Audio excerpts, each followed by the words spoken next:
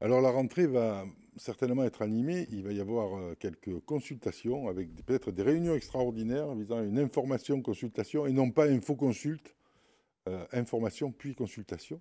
Alors justement, c'est l'occasion de rappeler ce qu'est une consultation, Fabrice. Bonjour. Une consultation, ça répond à plusieurs étapes. D'abord, ça répond à une étape d'éveil, d'information. Tout sujet mérite qu'on en soit avisé, informé pour s'en nourrir. Ensuite, il y a une étape de préparation. Comme le rappelle le Code du travail, on parle d'un délai d'examen.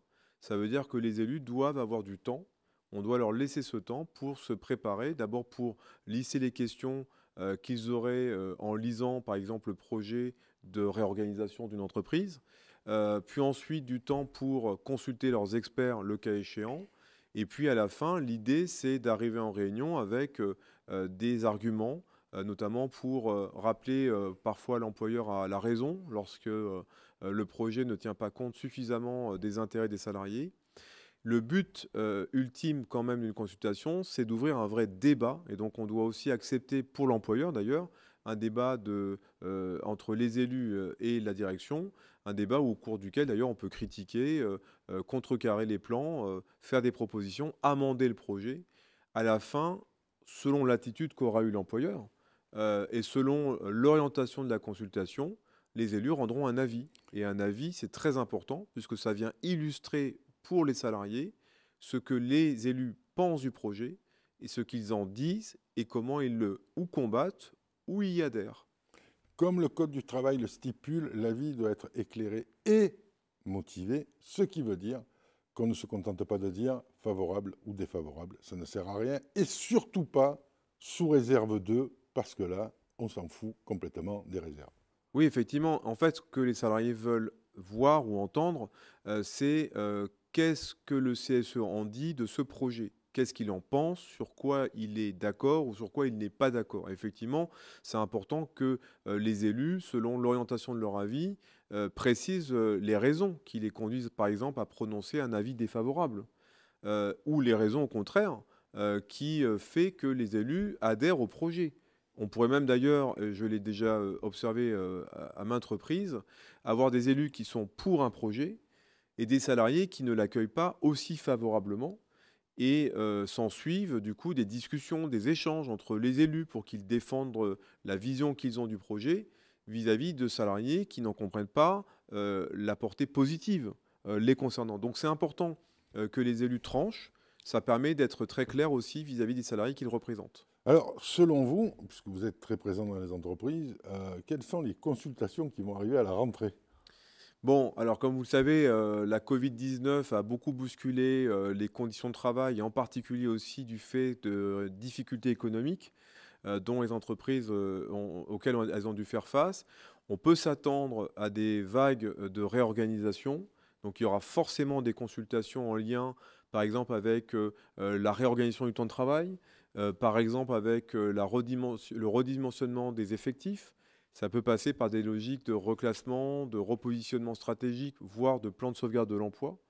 Donc on peut avoir des consultations qui, à mon avis, seront en lien avec une relance économique qui sera recherchée par l'employeur et avec peut-être des conséquences sociales dont il faut se méfier. Oui, parce que là, il va y avoir toutes les aides qui ont été données qui vont s'arrêter, et c'est là on va voir réellement les dégâts de cette épidémie. Effectivement, alors les entreprises, elles ont été sauvées parfois grâce à ces aides. Alors les aides, elles ont été multiples, hein. Il y a eu des prêts garantis par l'État, il y a eu des exonérations de charges, on a pu aussi exonérer les employeurs de payer immédiatement leurs charges sociales en les différant sur le temps. Il y a eu les activités longue durée ou partielles d'activités qui ont permis de moins verser de salaire et donc de faire une pression positive sur la masse salariale. Sauf que quand ces aides sont terminées, il faut passer à la caisse. Et la difficulté, c'est que parfois les employeurs n'ont pas relancé la machine. Ils ont toujours des problèmes de commandes, ils ont toujours des problèmes de clientèle, et donc parfois ils auront des charges qui risquent d'être bien plus supérieures à ce qu'ils n'avaient prévu. Ces charges, il faudra les compenser. On peut imaginer, de même qu'on est dans une quatrième vague, une deuxième vague de PSE. Oui, Beaucoup d'ailleurs d'économistes, d'avocats, de prévisionnistes dans notre domaine s'en font l'écho. Alors, parfois on crie au loup avant que le loup ne soit dans la bergerie. Je crains malheureusement qu'il faille s'attendre à des PSE. Alors, je vais quand même nuancer en disant que le PSE n'est pas synonyme de licenciement économique. Ça peut être, d'abord, la volonté pour l'employeur de rechercher à repositionner le salarié dans l'entreprise selon, les besoins, nouveaux, nés de cette, période post-pandémie. Après, il y aura aussi des pressions sur la masse salariale, il ne faut pas s'en cacher, si l'entreprise rencontre de sérieuses difficultés économiques, en cela qu'elle ne peut plus garder à son service, trop de salariés du fait du coût de la masse salariale. Il y a aussi les accords télétravail. Oui, bien sûr que la consultation pourrait aussi aller vers un tournant sur la réorganisation des activités, en particulier dans la transformation des activités. Le télétravail est un élément important parce que on a vu à maintes reprises que ça a pu sauver même des emplois. On a pu pérenniser des activités pendant le Covid grâce au télétravail. Et donc sauver même des emplois. Donc oui, il y aura sans doute à rediscuter de ce sujet, soit pour conserver le télétravail, et l'agrémenter d'un accord lorsqu'il n'en a pas été question ou d'une charte. Et puis surtout retravailler sur les questions de moyens accolés au télétravail.